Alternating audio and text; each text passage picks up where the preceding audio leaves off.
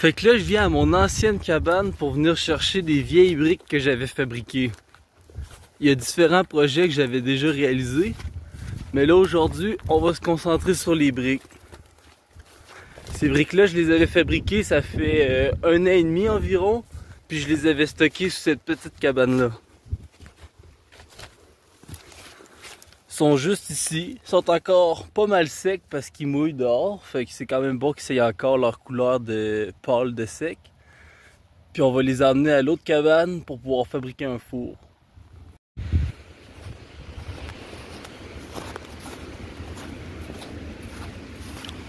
Là on arrive au camp. Je me suis emmené du bois pour chauffer le feu parce que, comme vous voyez, là, le bois que j'ai ici il est quand même pas mal humide. Fait que ça va être pas mal plus simple d'utiliser le bois que j'ai emmené pour commencer le feu. Puis on va venir dans la cabane placer les briques pour commencer à faire un four.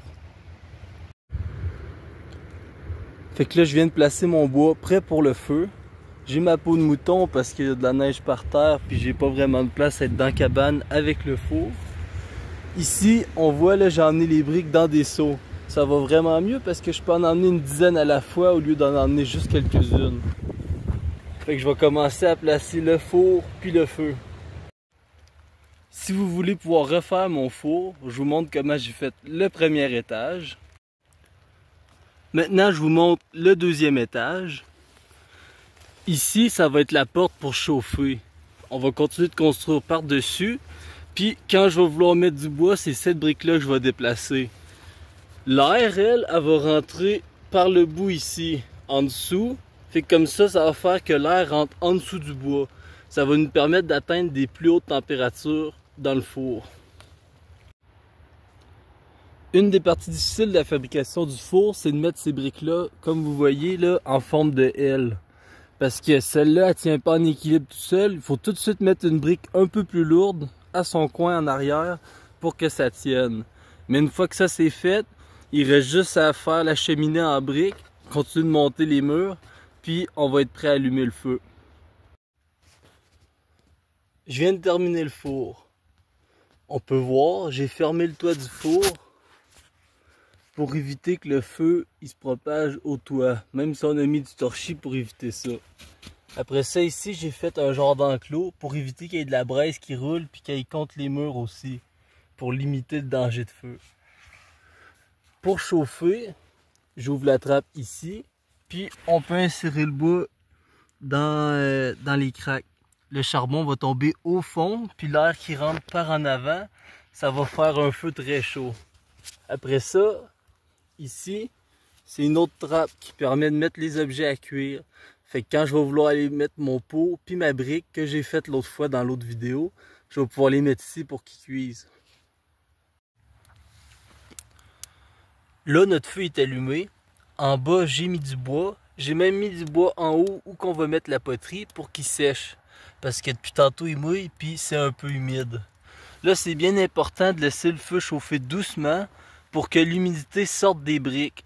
Pareil, mais que j'apporte ma poterie que je veux faire cuire, il faut laisser sortir l'humidité pendant au moins 30 minutes à 1 heure pour vraiment éviter qu'elle explose mais qu'elle cuise. Parce que sinon, l'eau va faire de la vapeur puis ça va la faire exploser.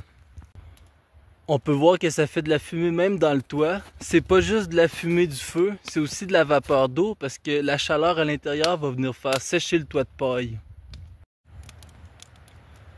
Maintenant que le feu il a pas mal gagné en intensité, je vais pouvoir le laisser réduire en braise avant d'ajouter la poterie pour qu'elle se réchauffe doucement. Puis à ce moment-là, je vais pouvoir recuire, réchauffer le four pour que ça cuise.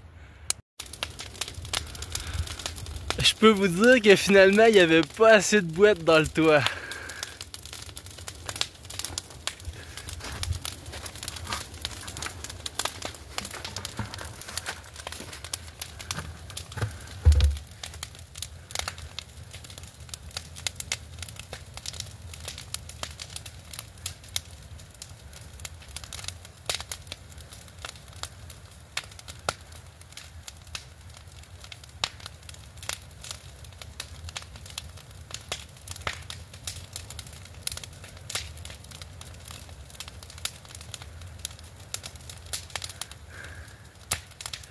C'est sûr qu'aussi, le four, il était vraiment proche du haut de la cabane. Ça aurait pris une cabane comme 4 fois plus haute pour un four de cette taille-là.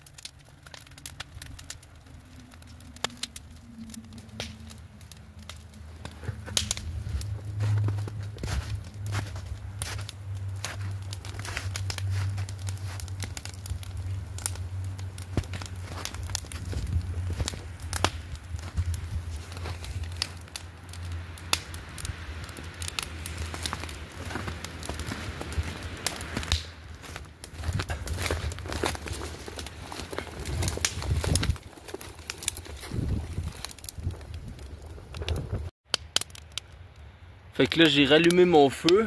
Maintenant, on n'a plus de toit. Puis j'ai ramené ma poterie. Je vais laisser réduire le feu. Après ça, on va mettre la poterie pour qu'elle se réchauffe doucement. Puis ensuite, on va rallumer le feu comme ça pour une bonne heure. Question que la poterie, ça ait fini de cuire. Fait que là, j'ai mis le bol et la brique. Le bol, c'est la forme arrondie. Puis la brique est juste un peu plus loin, où qu'elle cache les flammes. Ils vont réchauffer doucement, puis ensuite on va pouvoir les allumer. Fait que là, je viens de rajouter du bois en bas. On va refermer le four. Puis j'ai même rajouté du bois par-dessus mes petits morceaux de poterie. Fait que ça va vraiment faire qu'ils vont être enterrés de braise chaude. Puis je vais mettre tout le bois, mais que ça soit bien allumé pour pas faire monter la température trop vite. Puis ensuite, on va essayer de tenir la température élevée pour faire vraiment bien cuire la poterie puis qu'elle résiste à l'eau par la suite. Là, je peux me permettre d'y aller vraiment fort sur le feu parce que de toute façon, le toit il a déjà brûlé. Fait que je vais essayer de réussir ma poterie. Là, j'ai mis pas mal tout mon bois. Il m'en reste encore un peu. Fait qu'on va vraiment essayer de maintenir une très haute température. Même on va peut-être pouvoir voir de la roche virer au rouge, parce que c'est ça qu'on désire dans le fond, c'est que la pierre devienne rouge. Ça veut dire qu'elle a atteint la température pour devenir de la poterie. Puis une fois que ça va être fait, on va mettre le gros bois pour maintenir la température, puis que ça refroidisse pas trop vite. Ici, par la craque entre les deux briques, on peut voir que la pierre elle a la même tête que la braise. Ça veut dire qu'elle a la même couleur rouge. Puis ça, c'est ça la température qu'on veut avoir. Avec la caméra, on voit pas grand chose à travers le feu. Mais vraiment, là, ici au fond, là, on voit que c'est bien rouge, la même couleur que le feu. Puis c'est ça qu'on veut. Fait que là, ça fait quand même un bon moment que la température est très haute. Je viens de finir de mettre mon gros bois. Fait que j'ai tout mis mon bois. Là, je vais vraiment laisser le feu refroidir dans sa braise. Parce que les plus gros morceaux vont faire des plus gros braisiers. Puis ça va durer plus longtemps, les gros cubes de charbon. Au lieu que si c'était des petites éclisses avec des petits morceaux. Le toit, il brûle encore un petit peu parce que le feu sort par la cheminée. Puis, on va revenir dans quelques heures voir comment c'est rendu. On voit pas si bien que ça sur la vidéo. Mais ici, les briques cuites, on voit qu'ils deviennent plus rouges. Ça, c'est parce que le fer s'oxyde. Tandis que les côtés de briques qui n'ont pas cuit, qui étaient à l'extérieur, eux autres, ils sont restés bruns, gris-brun, comme la couleur de la terre sec. Ici, on peut voir le petit pot et la brique. Je vais les extraire, puis je vous reviens. En ramassant une des briques, j'ai cassé le coin. On peut voir que sur une certaine épaisseur, environ 1 cm, la brique elle a cuit. Mais au milieu, c'est de la fumée qui s'est ramassée dans les pores de la brique, d'après moi, pour que ce soit noir. Puis ça veut dire qu'elle n'est pas cuite. Il aurait fallu qu'elle cuise jusqu'au cœur. Mais il y a encore de l'espoir parce que nos petits pots en poterie n'étaient pas très épais. Fait que ça pourrait vouloir dire qu'ils sont cuits jusqu'au milieu. Fait qu'on a le pot. Il n'y a pas de craque, la brique non plus. Fait que ça, c'est un bon signe. Le test ultime, c'est de les mettre dans l'eau pendant quelques heures. On va voir si après ça, ils tiennent encore leur structure ou pas. Une autre chose à faire aussi, c'est de regarder si je les remplis d'eau. Si le petit pot, je le remplis d'eau, est-ce qu'il va retenir l'eau? D'après moi, non, parce que la structure me paraît un peu poreuse, mais à la limite, on peut mettre un revêtement par-dessus avec de la fumée dans un autre four, puis ça va l'empêcher de couler l'eau.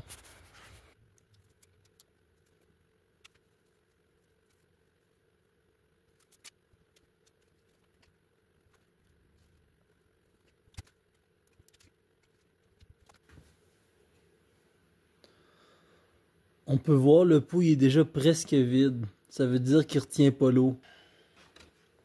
Maintenant, on va tremper notre brique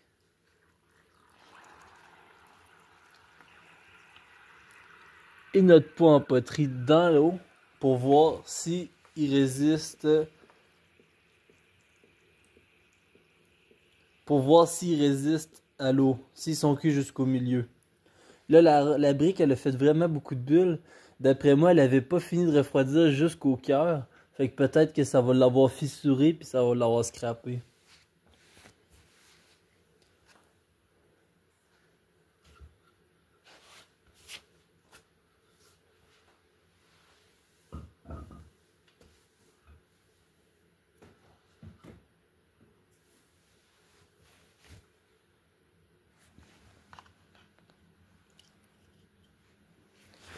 Une poterie qui n'aurait pas cuit assez chaud, là, tout de suite, là, elle se défrait dans mes mains, elle serait devenue de la bouette à cause de l'eau. Là, maintenant, vu qu'elle résiste à l'eau, à cause de la cuisson, elle se défait plus dans l'eau.